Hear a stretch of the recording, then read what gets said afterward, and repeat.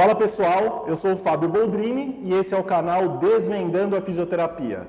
Conforme prometido no vídeo anterior, eu estou de volta e vou falar para vocês sobre eletrotermofototerapia. Eu tenho certeza que vai fazer muita diferença para a sua vida profissional. Seja você um aluno de graduação ou um profissional já formado. Vamos para a aula de hoje então? Mas espera aí, eu tenho um lembrete importante. Você já se inscreveu no canal?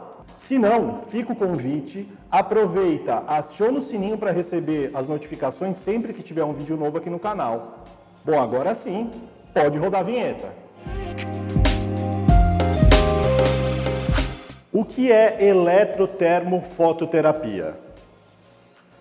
A eletrotermofototerapia diz respeito aos recursos que utilizam correntes elétricas, agentes térmicos como frio, calor, e também fototerapia, que é a luz, como a laser terapia.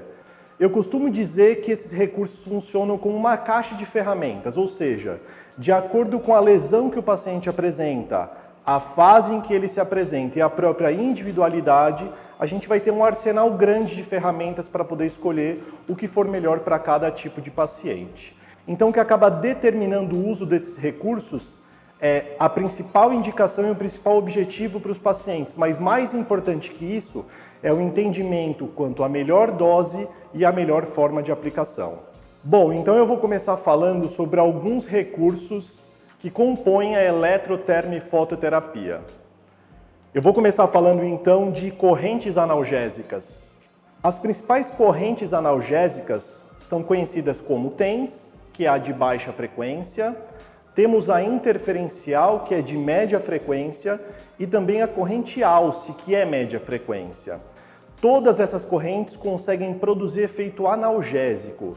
E é importante saber o tipo, o modo em que vai ser realizado o equipamento com essa corrente, porque isso determina se eu tenho um efeito analgésico mais rápido ou um efeito analgésico mais duradouro. Ou seja, não adianta só ter a ferramenta em mão se eu não sei como manusear. Então, o mais importante é saber a frequência que será utilizado, o tempo de duração do pulso que será utilizado e a própria intensidade, que é a quantidade de corrente elétrica que vai ser depositada nesse tecido. Agora eu vou falar sobre as correntes excitomotoras. As principais correntes excitomotoras têm como grande objetivo melhorar o grau de força muscular, o que a gente chama de hipertrofia, mas também para auxiliar em alguma função, quando a gente usa mesmo com efeito funcional, ou seja, temos diversos tipos de correntes, como a corrente russa, a própria corrente interferencial, a corrente de baixa frequência, que é classificada como FES, e todas essas ferramentas servem para a gente para melhorar o grau de força ou para atuar dentro de uma função. Por exemplo, em um pós-operatório em que se quer ganhar muita força muscular rapidamente, nós chamamos de NMS, que é a estimulação elétrica neuromuscular. Agora, quando eu quero um objetivo funcional, ajudando naquele paciente que teve um AVE e precisa melhorar o padrão de marcha, nós temos a estimulação elétrica funcional. Resumindo, eu consigo fazer força e função com qualquer tipo de corrente que possa produzir força muscular eletricamente induzida. Agora chegou a hora de falar sobre o ultrassom terapêutico. Esse recurso utiliza um componente piezoelétrico que, ao passar a corrente, gera uma emissão de onda. O mais interessante desse recurso é que ele produz a chamada cavitação, que é a formação de microbolhas. E essa cavitação é que acaba produzindo muitos efeitos fisiológicos dentro dos nossos tecidos. Além disso, nós temos a possibilidade de usar o ultrassom com um modo pulsado ou com um modo contínuo. O que define, na verdade, isso? É a fase em que se encontra o paciente e a lesão, ou seja, se eu tenho uma fase aguda ou agudíssima, nós usamos no modo pulsado, porque ele não esquenta. E nos modos crônicos, naqueles pacientes, por exemplo, com osteoartrose, em que não há processo inflamatório agudo ativo, nós temos a possibilidade de usar no modo contínuo, porque eu quero aquecimento. Enfim, o ultrassom é um tema bem discutido, precisa-se entender os parâmetros quanto à intensidade, o regime de pulso, a frequência de repetição de pulso e o próprio tempo de estímulo no tecido, mas é um excelente recurso terapêutico. Agora vamos falar sobre o ondas curtas. Esse recurso tem como característica produzir calor profundo. O que significa? Que o calor produzido acontece dentro do tecido.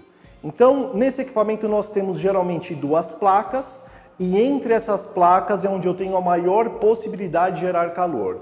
Então é bem diferente do calor chamado superficial. Ou seja, se eu não tiver um bom entendimento quanto à profundidade do tecido e a intensidade gerada, que é de acordo com o que é mais ou menos agradável para o paciente, isso pode se tornar um risco. Além disso, esse recurso pode ser utilizado também no modo pulsado, principalmente nos casos em que não há possibilidade e que não é permitido aquecer o tecido. Nesse caso, nós temos o efeito do campo magnético, o que é super importante para diversas lesões que nós temos no dia a dia. Agora vamos falar sobre laser terapia. O laser é um equipamento que produz luz. Então, de acordo com o comprimento de onda, nós temos um tecido específico e um objetivo específico sendo estimulado. Por exemplo, nós temos comprimento de onda que tem luz azul, vermelha, infravermelha, e isso acaba definindo principalmente o objetivo que a gente quer com esse paciente.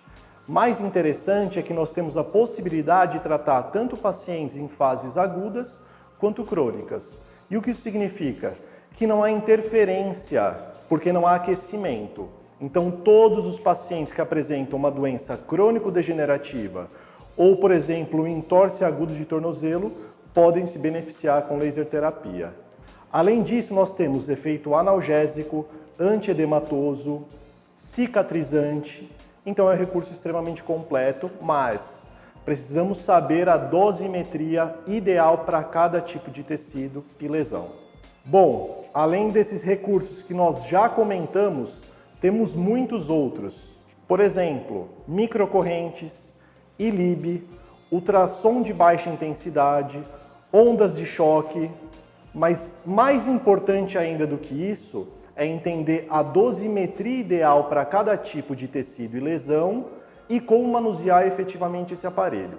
Dessa forma você vai ter realmente muita eficiência no tratamento. E aí, gostou da aula de hoje? Então aproveita, curte e compartilha com seus amigos o conteúdo. E o que vocês acham da gente falar um pouquinho mais sobre os recursos que já comentamos aqui? É só deixar aqui no comentário o que mais te interessa. Logo a logo a gente está de volta e aí vamos fazer na prática, demonstrar mesmo algumas das coisas que nós já falamos aqui no canal. E se você perdeu algum deles, é só clicar aqui no card e você vai ter acesso aos conteúdos. Então é isso, tamo junto.